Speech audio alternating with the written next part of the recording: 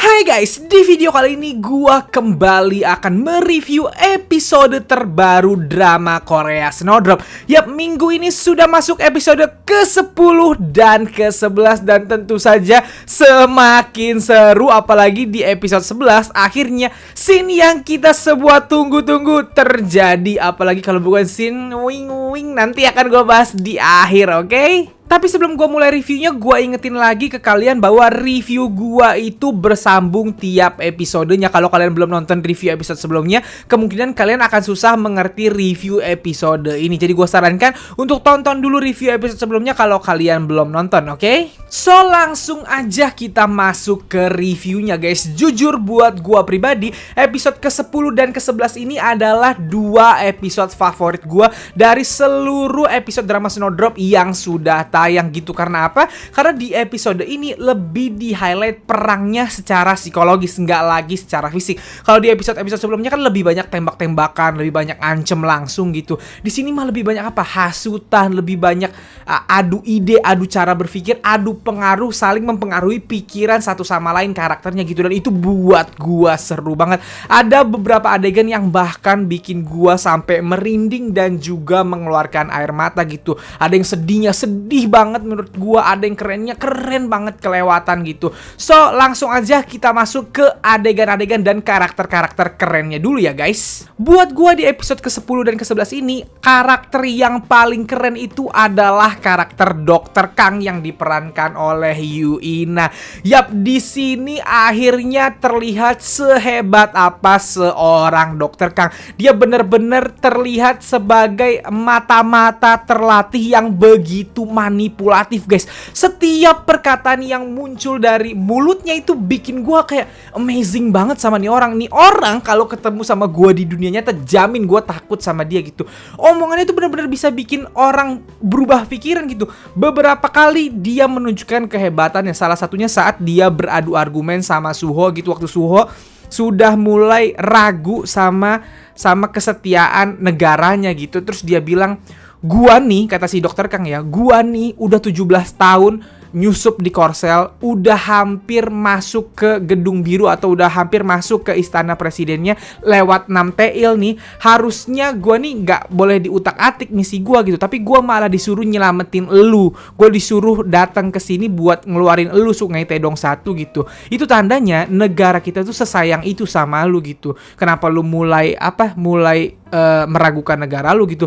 Omongan dia bener-bener manipulatif. Waktu yang kedua kalinya tuh yang saat adegan ada Bunok yang di kamar, si Suho udah nunjukin kalau rekamannya ngomong bahwa si Namtael kan bilang kami akan bunuh mata-mata sesuai dengan kesepakatan gitu. Terus tiba-tiba dia ngomong, tapi lo gak mikirin keluarga kita yang di Korea Utara bakal kayak gimana.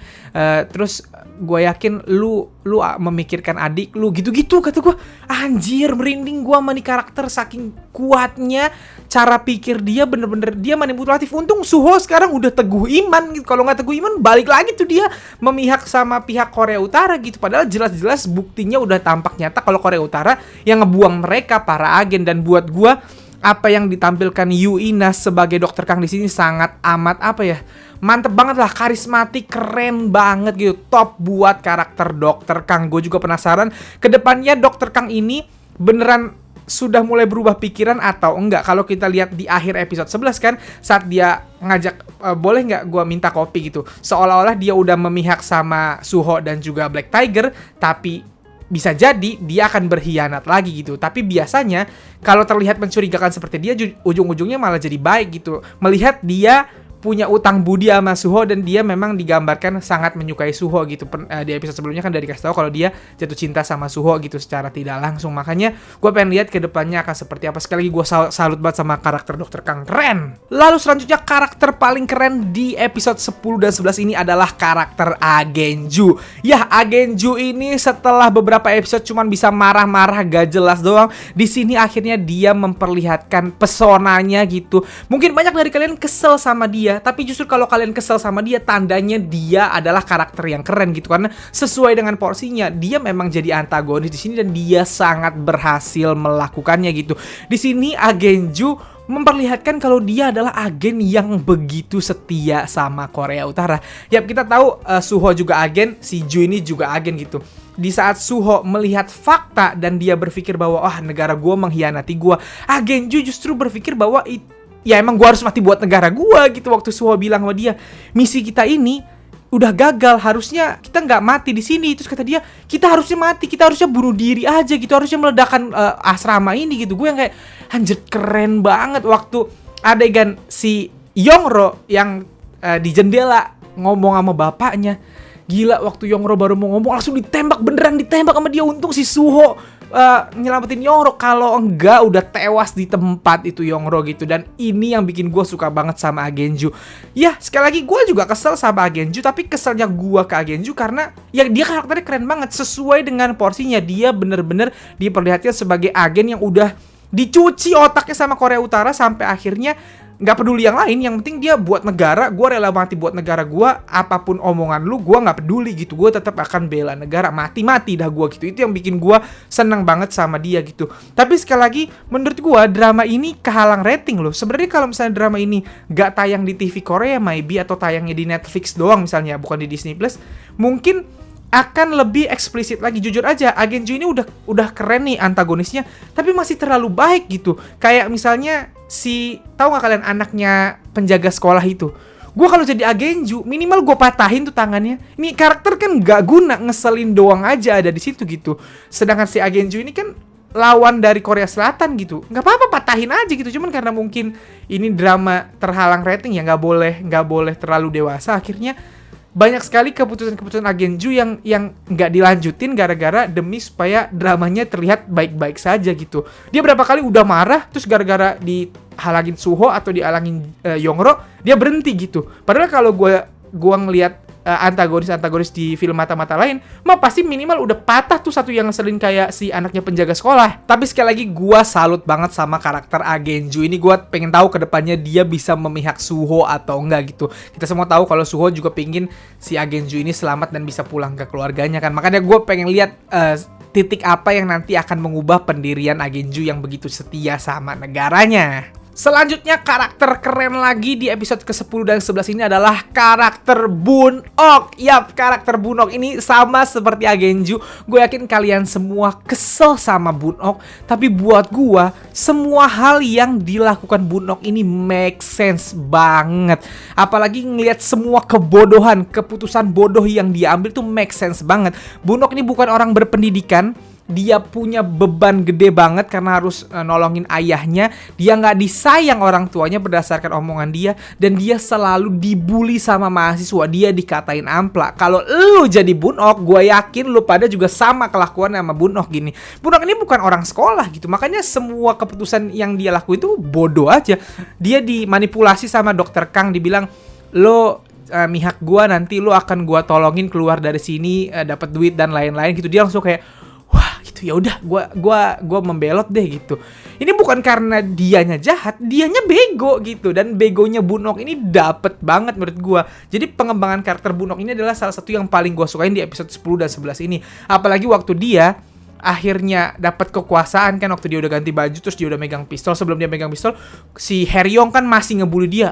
Ngapain gua takut sama lo? Habis itu dia marah ngeluarin pistol. Gua langsung kayak, Bunok gokil, keren banget lah pokoknya. Bukan sekali lagi gue mendukung kejahatan gitu ya, tapi Bunok ini adalah orang hasil kejamnya dunia. Kalian pernah dengar kan, orang jahat adalah orang baik yang tersakiti. Nah, Bunok ini disakitin sama dunia. Keluarganya nyakitin dia, para mahasiswa ini nyakitin dia. Dia pokoknya nggak pernah punya kesenangan gitu dalam hidupnya. Akhirnya ketika dia dapat kesempatan, ya dia ngebales gitu. Dan ini dimainkan dengan sangat baik sama Kim Hye-yoon. Kim Hye-yoon yang sebelum-sebelumnya karakternya charming, baik gitu, lebih ke apa ya? Lebih ke protagonis. Di sini ngeselinnya dapet banget lah. Gue tuh sering banget pingin mukul Bunok rasanya gitu, apalagi waktu dia yang mau ngehubungin agen Angibu pakai walkie-talkie-nya Bupi. Kata gue, tolol banget nih orang gitu. Tapi tololnya dia bikin gue seneng karena dia bikin cerita tetap berjalan dan itu bagus banget menurut gue. Lalu karakter selanjutnya yang gue suka di episode ke-10 dan ke-11 ini adalah karakter Agen Encol. Encol ya namanya kalau gue nggak salah gitu. Dia ini tiap muncul lucu gitu, walaupun dia terluka tapi dia lucu aja menurut gue gitu. Kepolosan dia kelihatan banget di drama ini dan gue suka banget sama prinsip dia yang gue pokoknya nurut apapun yang diomongin sama Suho gitu, karena Suho pernah nolongin gue, dia adalah orang baik gitu. Gue suka aja ngeliat dia. Jadi dia nggak nyusahin di sini dan dia bahkan disuruh jagain Agenju yang sama si dokter Kang yang dikit, dia biasa-biasa aja, slow aja gitu. Kata gue kocak banget nih karakter. Jadi buat karakter Encol akhirnya dapat spotlight di sini walaupun sedikit tapi tetap lucu. Oke, sekarang kita masuk ke karakter-karakter yang tentunya bikin kita sedih. Yang pertama adalah karakter Paen dan Yongro gitu. Di awal episode 10 saat akhirnya mereka saling kontak teriak-teriakan di Yongro di jendela, Paen di atas bukit itu bikin gue sedih banget waktu dia ngomong apa kuburin kakak dengan baik gitu kata si Yongro. Gue yang kayak sedih banget dan Paen ini aktingnya, emosinya dia, keselnya dia, apalagi keselnya dia sama Pak Nam yang gara-gara Pak Nam tetap mentingin misi padahal si Yongro dalam bahaya. Paen ini sangat khawatir sama anaknya gitu tapi si Pak Nam tetap banyak bahas. Akhirnya mukul kata gue. Paen, aku padamu Paen, keren banget lah pokoknya. Di sini karakter Paen jadi karakter yang paling dilema di sini karena sekali lagi dia kalau nggak nyelesain misi ini, dia bakal mati sama presiden Korea yang berkuasa saat itu gitu. Tapi dia juga harus nyelamatin anaknya gitu. Jadi gue ngerasa banget dilemanya dia seperti apa gitu. Apalagi dia diancam sama pihak Korea Utara suruh ngirimin 300 juta. Ini gila banget. Pihak Korea Utaranya minta dalam 3 hari lagi ngirimin 300 juta. Padahal mereka masih harus perjanjiannya masih ada 8 hari lagi kan gitu. Dikirim 300 juta tapi tiba-tiba Korea Utaranya pura-pura nggak tahu nanti. Terus akhirnya ya udah bunuh aja sono Suho dan lain-lain. Gue bodo amat, yang penting gue dapat 300 juta misalnya kayak gitu. Kan ribet ntar isi kepalanya Paen ini gitu. Makanya gue respect banget lah sama Paen, kasihan gue sama dia gitu. Dan Yongro juga walaupun sekali lagi tidak terlalu di highlight di sini, kesedihan Yongro lagi-lagi terasa buat gue. Mata Yongro ini udah sedih aja dari episode-episode kemarin gitu. Dan terasa banget Jisoo berhasil menyampaikan itu dengan baik. Lalu karakter selanjutnya yang bikin gue sedih tentunya adalah karakter Bupi. Karena di episode 10 dan 11 ini akhirnya masa lalu Bupi yang dari kemarin bikin kita penasaran akhirnya terungkap juga. Ternyata Bupi ini punya masa lalu yang sangat menyedihkan. Dia adalah orang yang dijebak sama pihak Angibu sampai akhirnya terpaksa harus bekerja untuk Angibu. Diperlihatkan kan di masa lalunya itu yang di air terjun, dia ini dituduh mata-mata padahal dia bukan mata-mata. Mungkin dari yang gua lihat dialognya gitu ya, yang gua pahami adalah dia ini di masa lalu itu sempat pergi ke Pyongyang sama pacarnya sama teman-temannya mungkin untuk wisata atau suruhan negara, gimana lah caranya dia pergi ke sana, tahu-tahu pulang-pulang dituduh sebagai mata-mata Korea Utara oleh Angibu. Kok kayak gitu bang? Memang gitu, Angibu di era itu dia itu bisa bikin orang yang nggak salah apa-apa jadi dianggap mata-mata Korea Utara atau pengkhianat negara aja gitu, tergantung suka-suka mereka. Makanya di era itu Angibunya benar-benar ngeselin gitu. Dan di sini sekali lagi diperlihatkan betapa menyebalkannya Angibu. Bahkan Black Tiger yang merupakan agen Angibu juga kesel sama Angibunya sendiri gitu.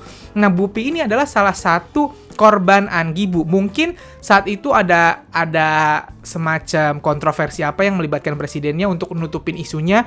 Angibu diberitakan nangkep mata-mata Korea Utara yang mana mata-matanya adalah si Bupi dan teman-temannya yang padahal bukan mata-mata, dituduh mata-mata aja buat jadi berita misalnya.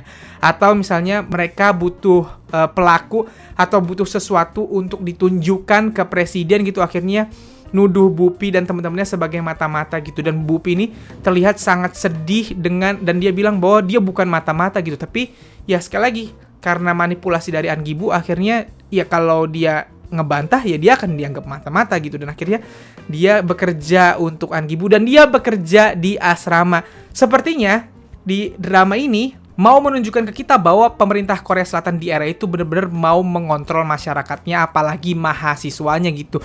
Bupi adalah agen di bawah Angibu yang bertugas untuk jadi ketua asrama di asramanya Jisoo, dan dia jelas memata-matai seluruh kegiatan di asrama. Kan dia punya ruang rahasia untuk dengerin obrolan dari para mahasiswa yang ada di situ gitu. Dan tujuan dia dengerin itu adalah kalau misalnya ada yang membelot atau pingin demokrasi dan lain-lain, ya laporin ke Angibu biar Angibu tangkep gitu. Maksudnya seperti itu. Dan firasat gua, orang kayak Bupi ini ada di setiap asrama di universitas-universitas lain di Korea di era tersebut gitu. Bupi adalah salah satunya aja gitu. Jadi ketua asrama tuh semuanya adalah pegangan dari Angibu gitu. Dan Black Tiger nggak pernah tahu itu karena Black Tiger juga cuman agen, yang tahu adalah Pak An dan orang-orang petinggi-petinggi Angibu gitu. Jadi ya sedih banget gue waktu diliatin masa lalunya Bupi, sedih banget gue. Kayak ya Allah, ternyata nih orang segininya gitu ya. Dia sesedih itu masa lalunya, makanya dia orangnya strike banget gitu. Dan dia sangat membela mahasiswa-mahasiswanya loh. Seperti kata Yongro, seniornya Yongro yang kacamata itu kan ikut demo tapi nggak dilaporin sama Bupi ke Angibu karena dia kayaknya sayang sama mahasiswa-mahasiswanya. Keren buat Bupi, mantap jiwa. Lalu karakter terakhir yang bener-bener bikin kita sedih tentunya adalah karakter Suho. Di sini diperlihatkan Suho itu udah sedih dari kecil, orang tuanya mati, dia cuma nama adeknya, akhirnya ketemu sama Pak Lim yang dari Korea Utara itu, dan akhirnya diangkat anak lah intinya. Dan ternyata dia menyadari kalau dia dikhianati sama negaranya sendiri. Bahkan waktu si Dr. Kang akhirnya dapat pesan dari Korea Utara, dia baca sendiri kan kalau pesannya adalah singkirkan Sungai Taedong 1 atau singkirkan si Suho sendiri gitu. Betapa sedihnya dia mengetahui negaranya mengkhianati dia, bahkan ayah orang yang udah dianggap ayahnya juga mengkhianati dia gitu. Padahal dia datang ke Korea Selatan untuk misi negara kan. Dia nggak pernah membayangkan kalau dia akan membantu Korea Selatan. Dia datang tuh demi Korea Utara gitu, demi rasa cintanya terhadap negara, demi rasa hormatnya terhadap ayah angkatnya gitu. Dan sedih banget di sini semua yang berhubungan dengan Suho gitu. Bahkan sampai akhirnya dia nggak kuat tahan dan akhirnya disamperin sama Yongro ke gudang gitu. Yang gue senang di sini akhirnya ya kita bisa sama-sama lihat aslinya Suho dan Yongro yang dimana mereka benar-benar saling peduli. Di akhir tuh kita diperlihatkan soal mereka ngobrolin soal kopi kan, dan kopi ini bisa melupakan kenangan buruk gitu. Dan akhirnya mereka kissing. Waduh, gua heboh banget kemarin. Gua itu live IG nonton adegan itu gitu. Kalian bisa lihat videonya di Instagram gua @isanmahendra, di mana gua bener-bener heboh banget lihat adegan itu. Kissingnya jelas-jelas kissing yang sangat biasa banget. Adegan kissnya tidak sama sekali deep kiss gitu, bener-bener kiss yang cuma nempel doang aja gitu, tapi bikin kita semua greget, utamanya para fansnya Jisoo pasti. Dimana kita tidak pernah melihat member Blackpink itu berciuman. Akhirnya di sini ada satu member, dan member tertua, member yang memiliki bibir berbentuk love, akhirnya dicium sama aktor lain, dan itu adalah Jung Hae In. Gue lucu-lucu banget sama followers gue, banyak yang DM gue kayak, "Bang, Jisoo ciuman tapi selepetan doang." Selepetan doang gitu. Atau omongannya, "Bang, Jisoo akhirnya ciuman bang, bibir love-nya Jisoo akhirnya ternodai bang." Gitu-gitulah intinya. Banyak sekali followers gue yang waktu adegan itu keluar ngadu ke gue gitu. Dan gue akhirnya nonton dan memutuskan untuk live IG. Gue juga ketawa-ketawa gue nonton adegan itu gitu ya. Ketawa karena gue baper, tapi gue seneng ngelihatnya gitu. Dan sekali lagi ya, balik ke karakter Suho tadi. Suho sedih banget di sini, dan gue justru benar-benar berharap ada kebahagiaan untuk Suho. Tapi melihat apa yang terjadi di episode 11 ini, gue jadi tambah takut akan set ending nih gitu. Karena sesuai dengan apa yang diomongin Agenju, yang udah gue omongin juga di review awal episode kan, gue ngomong bahwa si Yongro sama Suho ini susah banget bersatu. Even dia bersatu dan Suho akhirnya diterima di selatan, itu banyak banget nanti agen Korea Utara yang disuruh Korea Utara ke selatan cuman buat bunuh Suho gitu. Karena Korea Selatan nggak pingin agennya membelot. Kalau ada yang membelot ya dimatiin gitu. Makanya gue nggak tahu nih ke depannya kayak gimana. Pirasat gue sih kayaknya ada kemungkinan besar set ending gitu, atau Suho mati gitu. Itu firasat gue, tapi semoga salah karena kita semua pasti pengennya happy ending, betul? Lalu gue juga mau ngebahas tentang misteri yang disebar di episode ke-10 dan 11 ini. Salah satu misteri yang bikin kita bingung tentunya adalah nih kehadiran anak presiden yang ini. Dia nggak mungkin cuman diadain doang scene-nya gitu. Pasti dia akan memegang peranan cukup penting di episode selanjutnya. Gua belum bisa ngebaca nih dia kira-kira bakal ngapain gitu dan bakal ngelakuin apa sampai akhirnya dapat porsi di tengah-tengah episode seperti ini gitu. Jadi gua masih penasaran si anak presiden ini bakal ngapain ke depannya gitu. Dan satu lagi adalah di preview episode ke-11 diperlihatkan kalau seolah-olah si ibu-ibu tukang masak yang kemarin-kemarin kita lihat kepribadian ganda gitu, terlihat sepertinya megang senjata yang dibungkus di ayam. Gua nggak tahu itu si ibu-ibu itu atau orang lain gitu. Tapi di previewnya seolah-olah ibu-ibu itu juga agen mata-mata. Tapi seperti biasa, previewnya Snowdrop suka menipu gitu. Tapi ya mari kita lihat ke depannya apakah dia beneran ternyata agen mata-mata juga, ternyata mata-mata Korea Utara, siapa tahu kan, kita nggak tahu gitu. Itu yang bikin gua penasaran ke depannya. Nah, jadi segitu aja review gua untuk episode kali ini. Kalau kalian suka video ini seperti biasa like dan share ke teman-teman K-popers sekalian. Kalau kalian mau kenal gua, kalian bisa follow gua di Instagram, dan kalau belum subscribe channel gua silahkan di subscribe. Sekian dari gua.